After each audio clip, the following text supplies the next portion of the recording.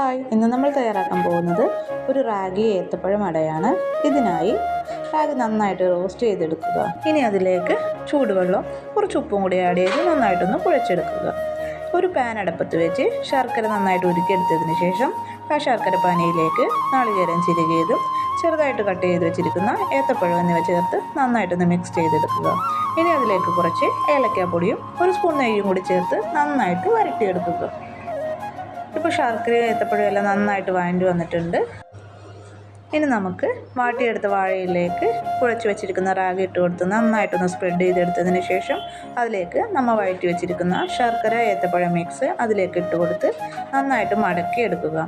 അതുപോലെ തന്നെ എല്ലാ ഇലയിലും ഇതുപോലെ തന്നെ ചെയ്തതിന് ശേഷം നമുക്കിതൊരു 8 മിനിറ്റ് സ്റ്റീമറിൽ വെച്ച് ആവി ചെയ്തെടുക്കാവുന്നതാണ്. വൃത്തിയായിട്ടുള്ള റാഗി ഏത്തപ്പഴം അട റെഡി ആയിട്ടുണ്ട്. അപ്പോൾ തീർച്ചയായും എല്ലാവരും ഒന്ന് ട്രൈ ചെയ്ത് നോക്കുക. വീഡിയോസ് ഇഷ്ടപ്പെട്ടെങ്കിൽ ലൈക്ക് ചെയ്യുക, സബ്സ്ക്രൈബ് ചെയ്യുക, സപ്പോർട്ട് ചെയ്യുക.